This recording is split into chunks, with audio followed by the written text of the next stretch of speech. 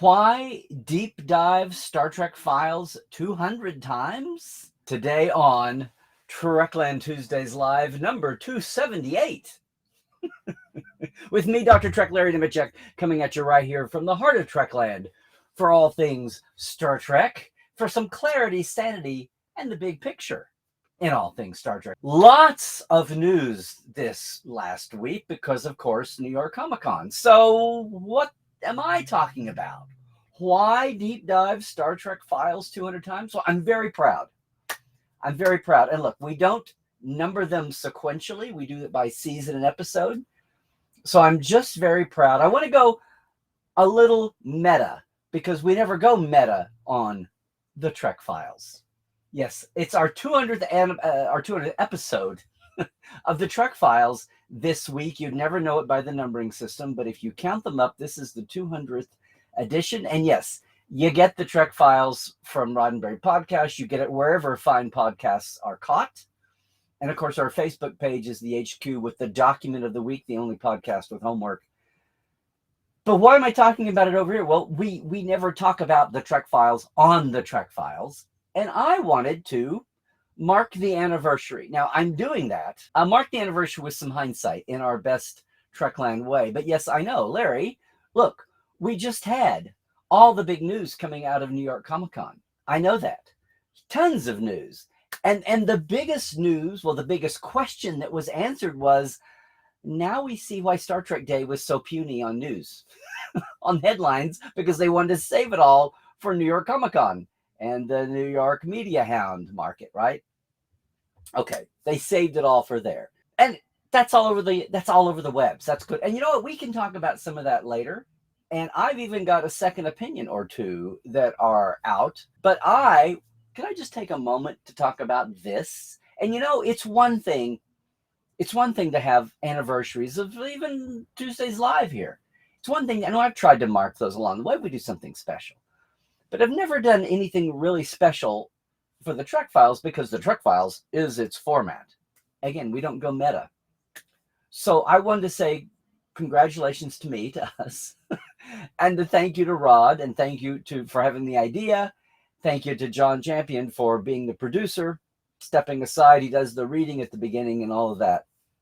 And yes, of course, today's Trek Files, it's up already, as it always is. It's up at midnight Tuesday morning Pacific, 3 a.m. Eastern. It's there. But what's with this title, everybody would say? Why deep dive Star Trek Files 200 times? Well, yes, I'm marking the 200th episode. But I started to think about a given to me that I thought might be worth sharing out there. And even the fact that New York Comic Con just happened and gave us all these tantalizing news headlines and reveals and all of that kind of gave me, well, a moment to step back and look at, you know what, the layers of Star Trek backgrounding. Now, a lot of you here in the chat today are members of Portal 47. I started off calling the Portales the deep divers, and still do, because it really says something about fandom. It's human nature. We're all just human. We are humans as an audience, and the makers, creators are human. They play with us being human as they promote a show. And in the most crass level, that's, making money, giving people jobs on a more idic level there, the good of the many. And not just people, actors and creatives on a crew. You've got support people, you've got promotional people, you've got people that work in licensing, and you've got vendors who support all of that. And then by the time you get into events and cruises and book publishers and CD pressers, whatever, game makers, whatever you want to get into, comic book art, there's a lot supported. And yes, Star Trek doesn't do most of that all on its own, but it adds to the bigger conversation, the bigger pie. Yay. In our capitalist society, that's the way we are right now. But someday soon, we will work to better ourselves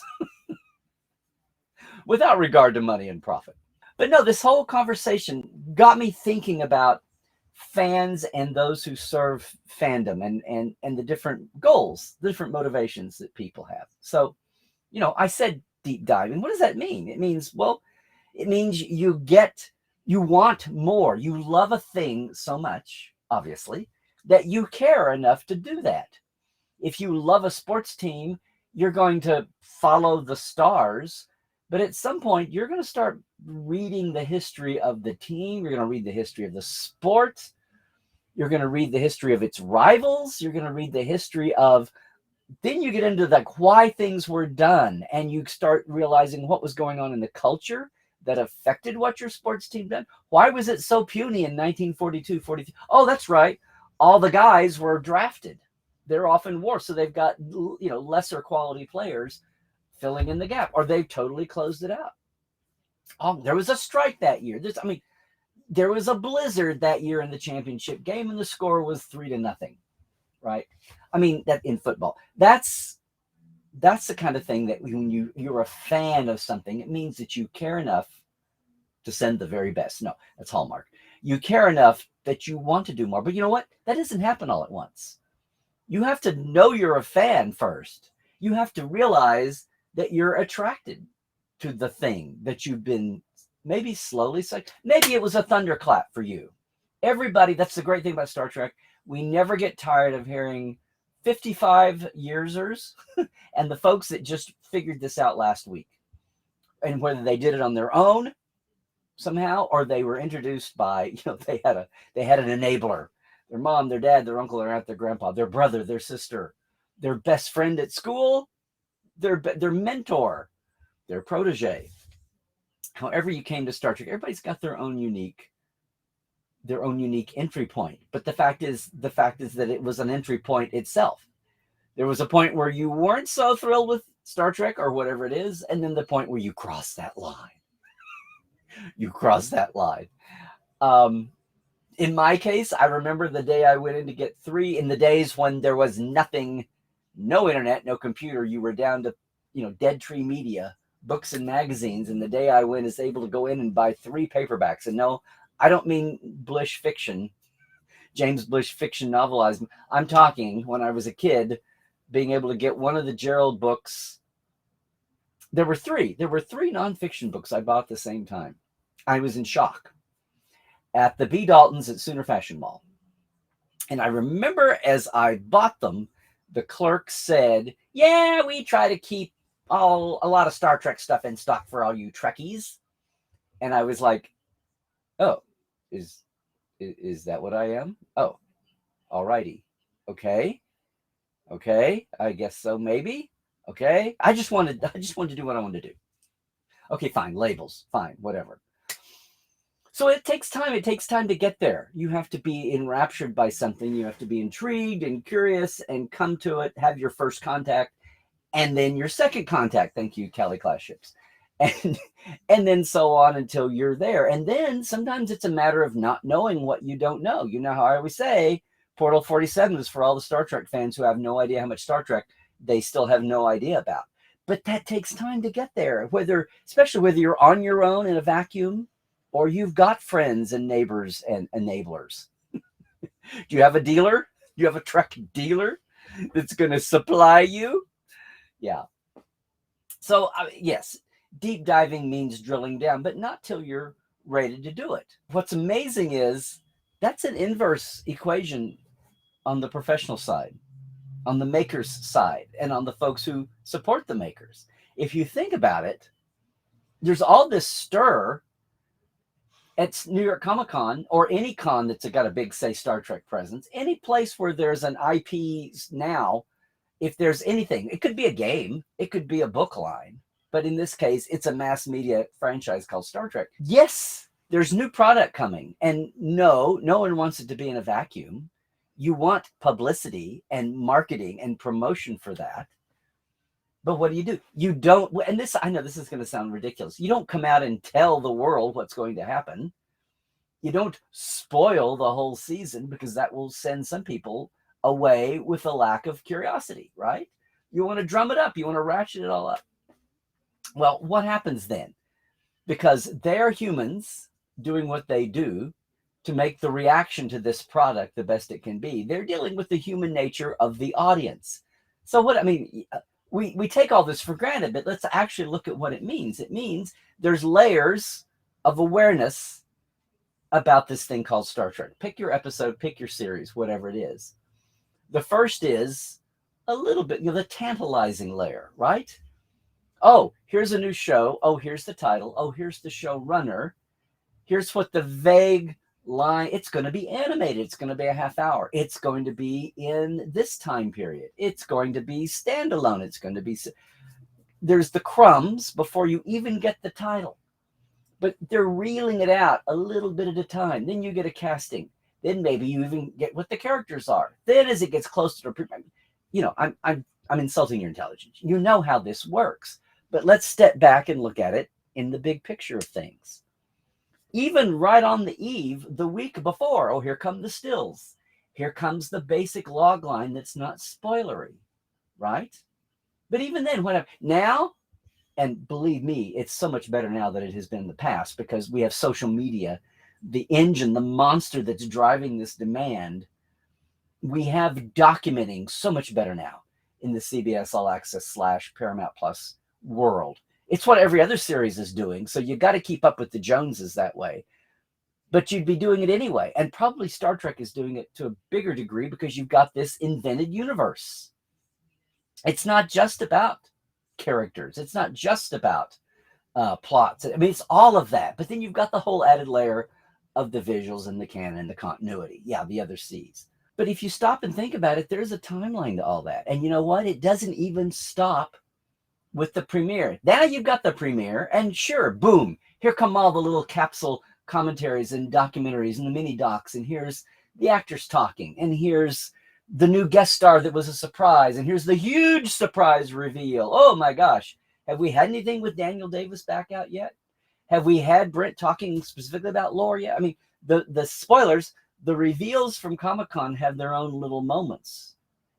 But still, is there an hour-long diatribe about it? Is there a 30-minute treatise on it? No. They're unreeling it a little bit at a time. Even as these episodes air right now, Lower Decks, you can see there's a great mini interview with the voice of Peanut Hamper, the actress. So it's coming, and I'm saying back in the day, in the Berman era, none of this got done. Barely there was photography. Nothing happened on the studio level. They left it up to us to have enough sense to drag people down and do the interviewing. People look back now and wish they had more documentary assets. Well, that's just the way it was. Thank goodness when we introduced the Orions on Enterprise, or I should say when they introduced the Orions on Enterprise, I ask, are you taking high res? You're going to want these for magazine covers. You're going to want them for posters. You're going to want them for bigger than 35 millimeter photography. Oh yeah, we had a photographer on stage. Did they take big format photography?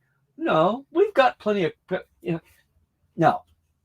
If it had not been for the makers of the makeup, the new makeup that didn't wear off, a la Susan Oliver in The Cage, thanks to the new generation makeup, they took their own shots of Bobby Sue Luther going into that makeup, and good on them. And all those big wrestlers, they documented it, the vendor, and good thing too. And that was part of the mystery of doing. We've come so far. Yes. The studio now is laying out, now still not everything. There'll always be corners. We have personal photography. Everybody's shooting shots for their Instagram now and their Twitter feeds. And no, it won't be out immediately, but it's going to be there. And people even get it, that they don't want to waste they're not going to shoot their whole load now. They're going to save it for next year and the anniversary and that first DVD special. People are so tuned into documenting. That's great. That's great. But even then, as the week, as the day, the week, the month, the end of season, the DVD recap, the 5-year anniversary, the 10, the 20, all of that means basically that you're still deep diving Star Trek for a while, because Star Trek is not My Mother the Car. Star Trek is not Me and the Chimp, all the classic bad TV series of the time. Star Trek is the thing that, yes, we are following it 55 years later, 56 years later. People, if we could resurrect everybody involved with the Cage, we would do it. And that's why, oh my gosh, Bob Butler is such a treasure. It's been so great to be able to get him first on Portal 47 and then to a Comic-Con audience People won't ever forget those days, and have it recorded, but with a modern perspective, as well as the perspective of the time, which is something I've tried to do since I entered the arena.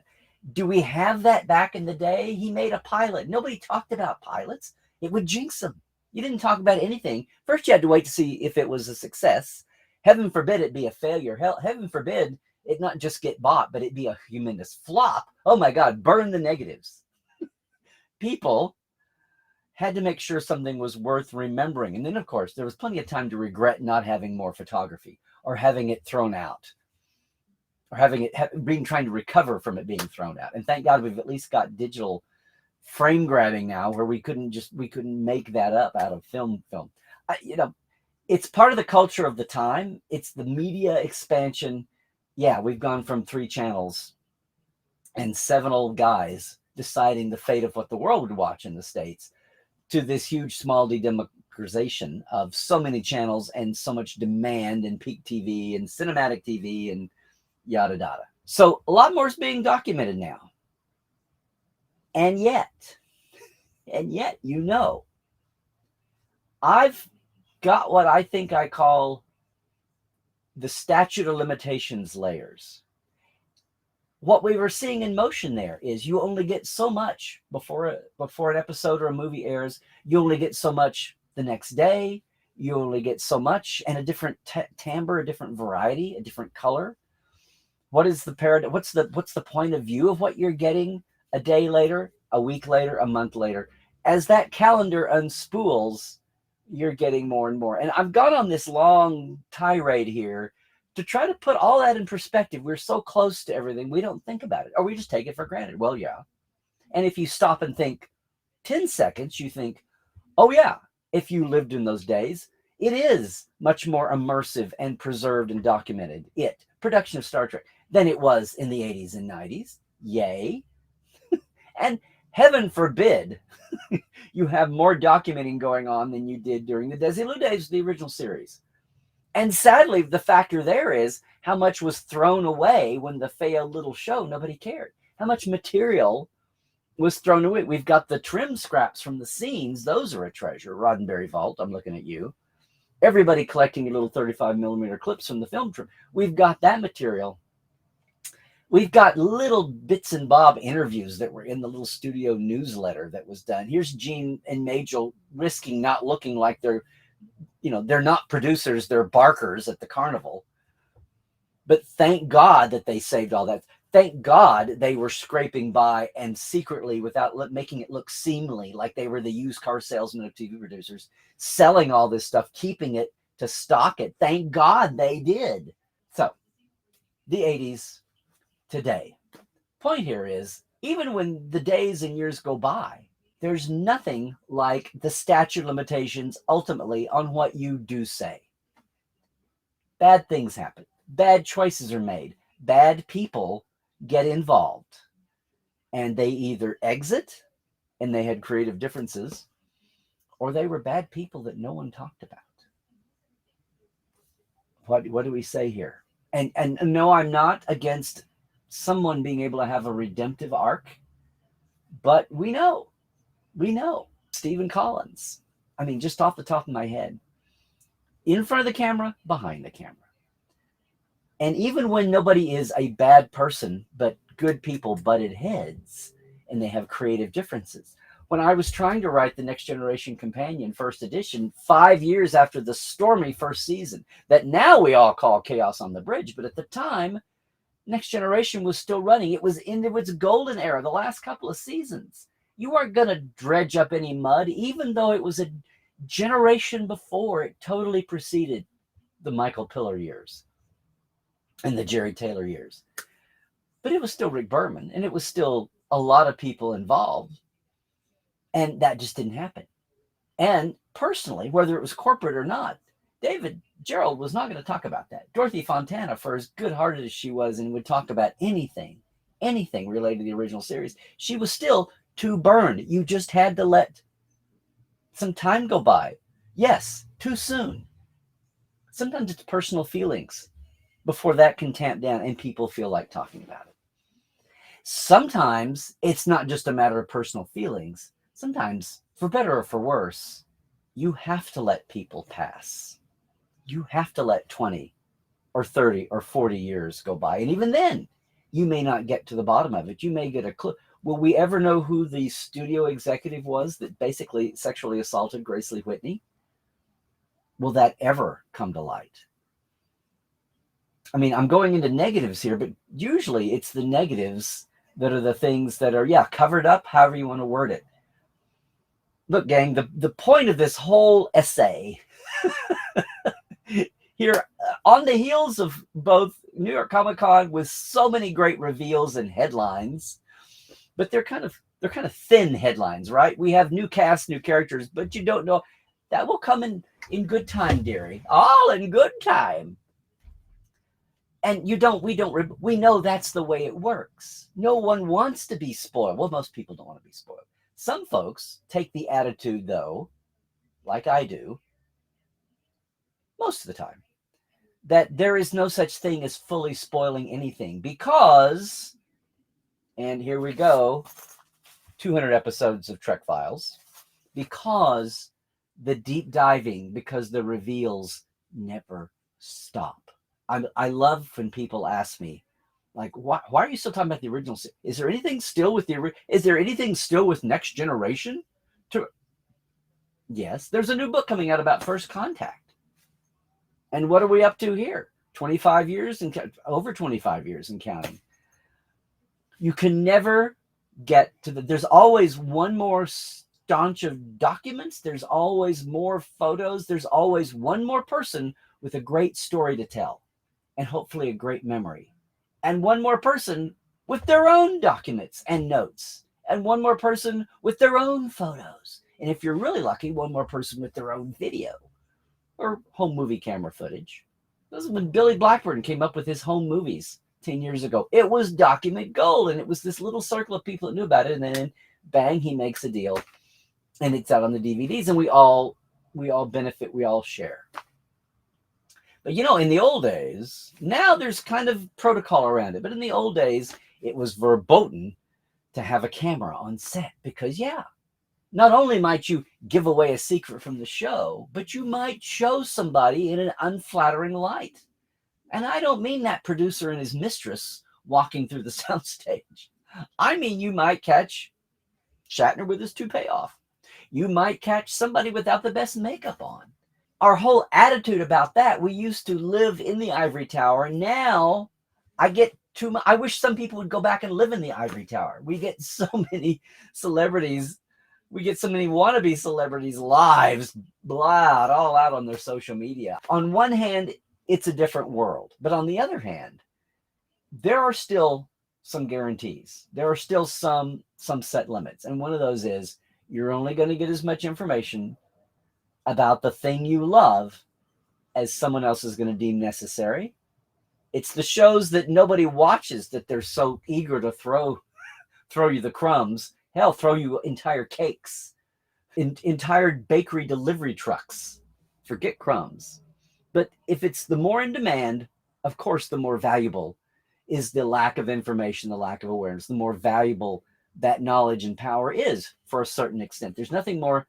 When I was first archiving for the next, there's nothing sadder in a way than to come across all the slides that were stamped confidential.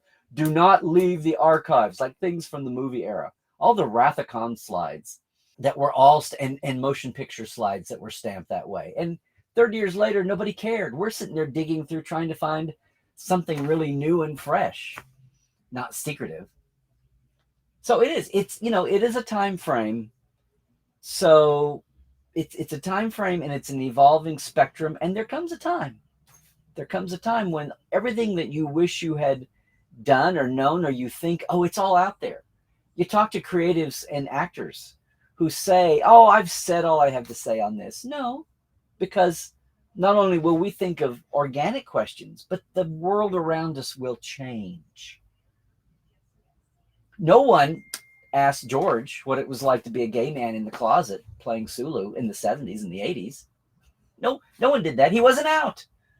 We didn't have perspective to ask questions of Nichelle or go down the line. one of the things we do now with, especially in Portal 47, we have women, we have people of color. We don't hit it home unless it's a major part of a saga. Charlie Washburn, who was the first Black assistant director in Hollywood, he was the first Black trainee in the Directors Guild program from Memphis. And he was Charlie Star Trek. It's that, you had to be better than the white people. You had to be better at your job and perfect. You hear that a lot from people, from women, right? You got to dance backwards like Ginger to Fred Astaire and in high heels. And then add on the whatever extra filter there is. Are you of a different color? Are you disabled? Whatever that is, you've got to do it better and perfectly to be able to do the work that you could otherwise do just fine. And it's only been the last 10 and 20 and 30 years that we've had the perspective to realize that. In Star Trek, we'd love to be colorblind. We would love to be Uhura talking to Mr. Lincoln and saying, well, it's okay. I haven't been called a negress in years. I no longer find that offensive. But we're not. We're still evolving. We're still an infant child race, as Gene would say.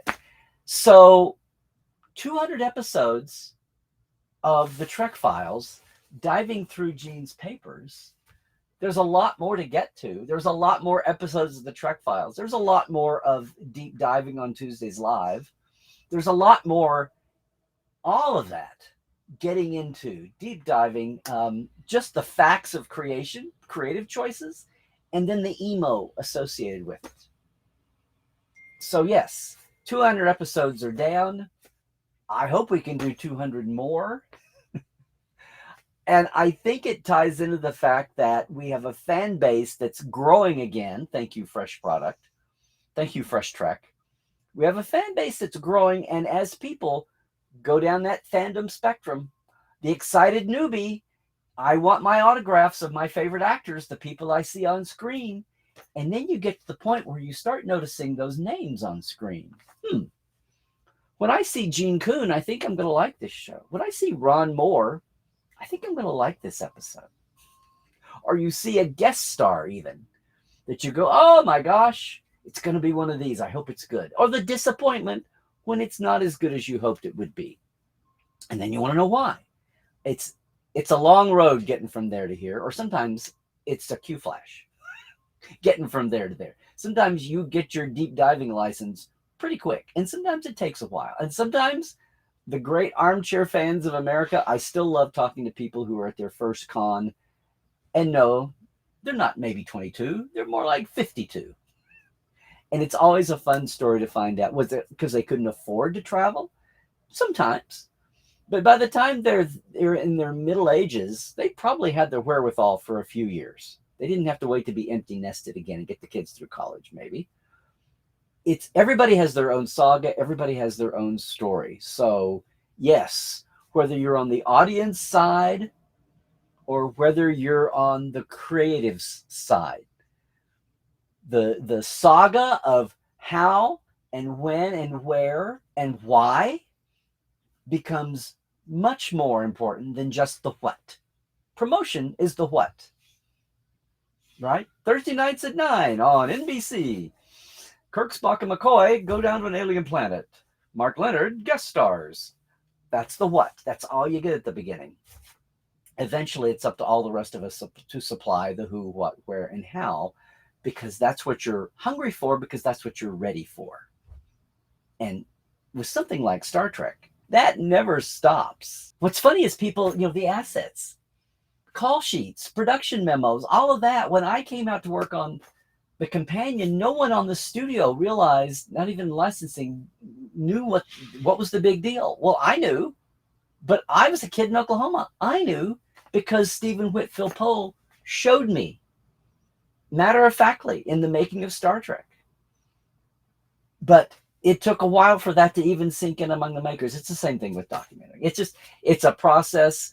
We are so much further ahead with what's being preserved, and no, not shown to us now. Someone realized you're going to need material for the time when those 4Q Pink Ray 3D Holo Minis editions of all episodes come out in 30 or 40 years. We're going to need material for that too as well. And it can't all be imagined 40 years later. Or can it? We can talk about the New York headlines coming out, but you know what? That's happening all over the web. I'm going to do it in a couple of second opinions. I hope you're watching for those, and I hope you've seen some of the earlier ones. Had a big Will Rogers weekend last week. I've been distracted for a week, in case you hadn't noticed. I have not been trekking on my tweets as much lately, but we're going to get back to it because so much is going on. But I did want to step back. I did want to say, yay, 200 episodes for the Trek Files. And the fact that we're still looking at material from the 60s and 70s and the 80s and early 90s. And then afterwards, when you include Magel's files, yes, people from the time and people from today who can look at then and now and put it in perspective. And even if we're not getting the nitty gritty right now from the latest Lower Decks or the latest Strange New World, or yes, even the latest Discovery, we're hearing from those people and comparing then to now, and maybe in between, because that long road getting from there to here has many stops along the way. I'll stop with the tortured metaphors. Thank you to all of our Patreons. And you know what that means? I'm going to say thank you, Diana Hopkins, Robin Wilson, Lawrence Todd, Anne-Marie Kindred. You're in good company there, Andrea Kindred there, Anne-Marie. Keith Rombach, Justin Porteous, Blaze K, Nathaniel Robinson, Andrew Jazimski, and Pranakasha Productions. And yes, our live wires, Rusty Harold, Hubbard Gunn Johnson, Robert McLean, Alan Hoensi, J.R. Poole, Byron Bailey, Dave Gregory, Gay Clevin Lundstrom, and Casey Shafsky. Yes, our Patreon is a way you can support in a very small measure, $5, $10, patreon.com/Trekland Live. Thank you. Thank you to everybody out. It's a very simple system. They bill at the end of the month. I really appreciate the support. We are slow but sure growing here. And yeah, I would be remiss if I didn't mention one more time. It's our 9th season, I believe the 6th episode, but it's the 200th. It's the 200th episode of the Trek Files. Rod is our special guest. We look at a speech Gene gave to the National Space Society. So it's a combination of scientist and artist is Gene's topic, and Rod is perfect to talk about that from his personal perspective, as well as the legacy he knows his dad has. So if you don't already do it, check out the Trek Files, and you too could be a Trekophile, spelled with an F. Thanks so much for joining in. You know, you can find me on all the socials. Please like and subscribe whether you're on YouTube right now or not. Our YouTube channel, we're trying to get the numbers up at Larry's Trekland. Larry Nemecek's Trekland on Instagram. A lot of fun Will Rogers stuff in the last week. Larry Nemecek on Twitter. And yeah, Facebook. Yeah, Trekland is on Facebook. Oh, Facebook. How much longer are we going to have Facebook around? But it'll be there. Everybody, thanks. Am I forgetting anything? Look, we are approaching the time. I'm still trying to nail down the time. We're wibbly wobbling around about the guest and the time, but our annual open house. This will be the 7th anniversary open house for Portal 47 when we open the doors to a great guest. Everybody can come by and experience what the Portales do every month. We even have a sample Ask Dr. Trek roundtable to start with, where it's basically an open mic, and you can ask me anything, throw that out before our guest comes aboard. And we're going to have some great giveaways. It's always a fun night. It's always here in the fall. 7 years of Portal. I can't believe it. Hope you can be watching for that as it comes up. And then next year, the big tours that I'm involved with, our 10-day Geek Nation tour in July. You can get all of this information at LarryNemecek.com.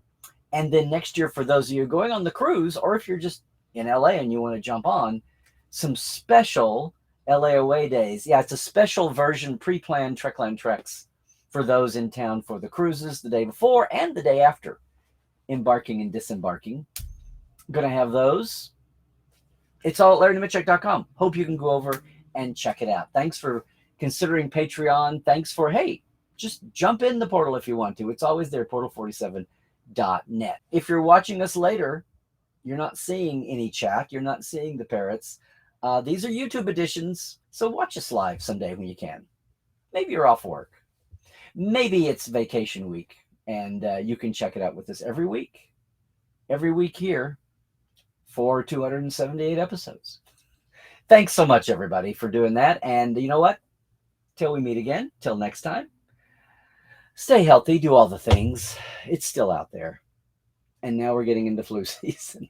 Okay. Stay woke, check the sources, try to beat down the misinformation and the narrow-minded, blinded thinking, okay? Fight fight misfacts with facts if you can. I guess what I'm saying is trek well, everybody.